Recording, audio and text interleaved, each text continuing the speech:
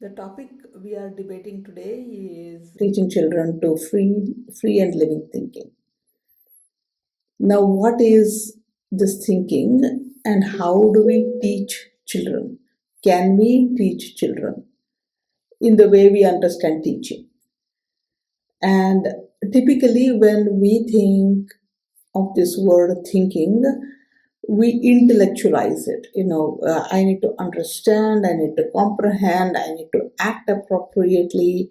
So I need to be observing, I need to be processing, and I need to be acting according to the situation. Then I'm said to have proper thinking abilities. Now, how to teach these to the young children? Thinking begins with the child being born. And how does it look like? In the first stage of child development, until about age 6 or 7, the child's physical body is developing. The child has an intense need to move. The child is learning a lot of things by imitating us adults and by exploring touching, feeling, and things like that. Touching. So the thinking in the first stage develops through doing. So if a child is allowed to do a lot of things, then child slowly develops thinking. Now you can observe a child, any small child, give them something and check as to how they will lift it, how they pick up, how they feel when they touch it. Do they want to touch it again? All these different small things, is that something we should observe. And the child is learning to think by doing.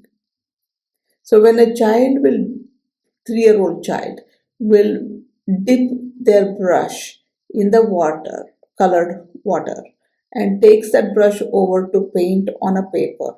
Let's say they pick up a lot of color and it kind of, there is a smudge of colors on the paper.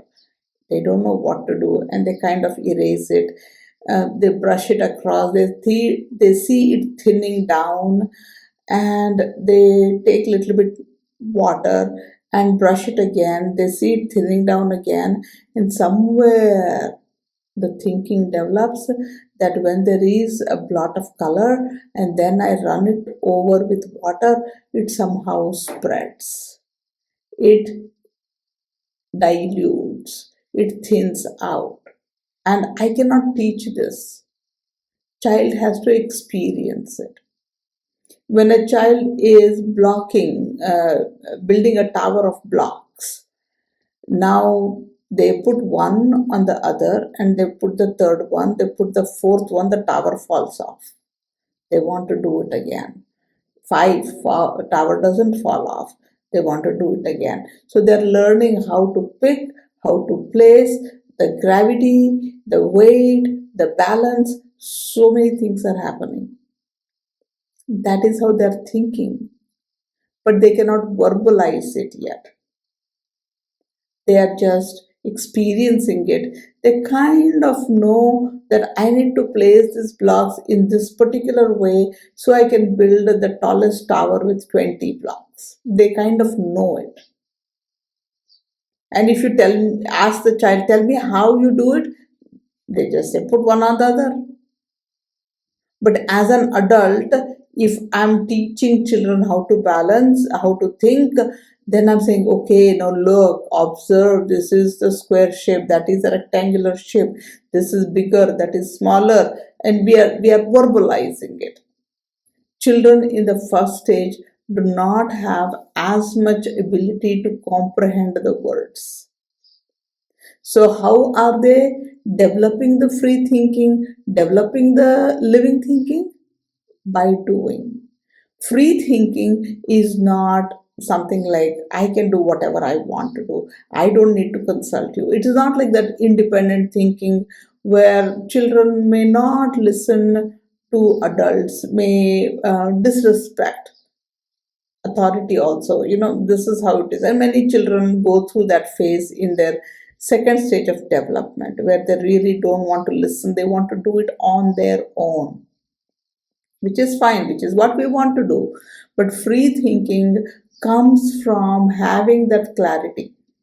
If a young child, 4-year old, is given like 30 pieces of blocks and is sitting down, maybe with an adult also, and I am also building my tower, child is also building their tower, they're looking at me, there maybe the red on blue will not fall. That may not be the case, but that's how they're observing. I'm having a red, blue tower in a pattern, and that's what they think, maybe, and they try it out. They learn by doing. They develop free thinking. The way they have to stack the blocks. It's becoming clearer to them when they observe me. That is free thinking. That clarity, becoming clear in their own minds, is the free thinking. Living thinking is in the present, right now. I'm not telling the child, yesterday you did a tower of 5 blocks, it fell. Don't try it again. Do it only with 4 blocks today. That is dead thinking. Yesterday happened for whatever reason. I couldn't make a tower taller than 4 blocks. But today is different. Right now, maybe I will bring in a curved block and try to balance. Right? Living thinking is being curious in the present moment. That I can model it to the child. I don't have to teach it, but model, because children imitate me in the first stage. And as the child grows up, naturally they are a little bit more curious, they are a little bit more independent, they are more balanced and grounded in their bodies. Now they can take it up to their heart level, feeling level. The children begin to imagine. Now when you say same tower, I could also be interested in building this tower with the different sizes and shapes, and maybe leaning tower of Pisa, like lean it up and see how big of a tower you can build. Challenge increases. Now they're imagining. You are telling them a story. I used to do this and I never was able to get it, and I keep trying to get the tower of 30 blocks at a little slant, and that's a story. The story doesn't have to be once upon a time there was a king, right? So telling them stories, doing some artwork. Earlier they would just pick up some colors and brush it over a paper.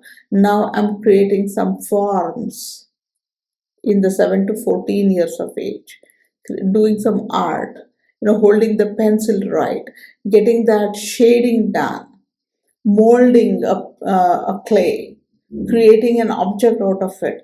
All that requires thinking. They are doing it, but they're also doing it with a feeling associated with it, with a purposeful attitude. Now, when I'm making a pot, I may break it back, but I know I have to get it to this particular shape. I need to press a little harder on the outside, push a little inside, whatever requires for me to mold a clay. So children are learning to think through art, through crafts, through music, through stories, imagination. That is what predominates in the second stage of development. Again, free thinking is getting that clarity as to why I'm doing what I'm doing, what is the purpose of this. And then the living thinking. Am I capable of doing that now? How do I need to move my fingers to be able to get that shape? That's living thinking. Right now, what is it that I need to do? And once I do this physical work, imitation part in the first stage, and imagination in the second stage, and I still keep doing my things, I still keep experimenting, I fail, I come back, I redo it. Somewhere then I develop this conscious thinking, abstract thinking in the third stage of child development. That's about 12, 13, 14 onwards for sure. where logic develops, logical thinking develops. I need to take the broadest block, place it at the bottom. And if I take a curve, then it's going to wobble a little. I cannot put heavy weights on it. So I need to bring it up at the very top. If at all, I have to use one curve block. Then I have to do that logical thinking. First this, then that, later another step.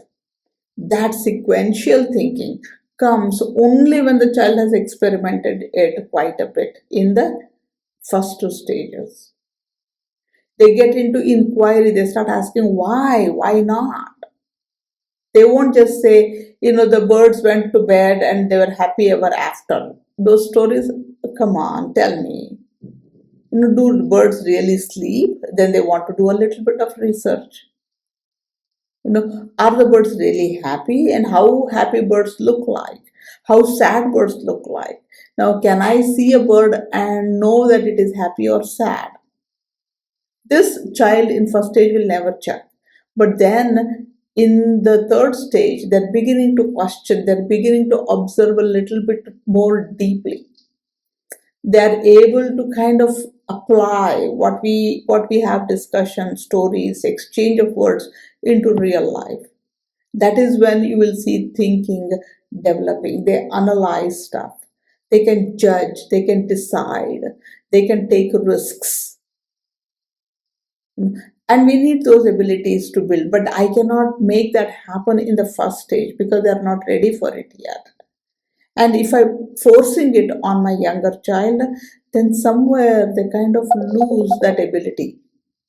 And first, the child, for me to understand, is the child learns with the body, then with the feelings, and finally the intellectual thinking comes. The thinking as we know it comes much later. We need to wait till then. Thank you.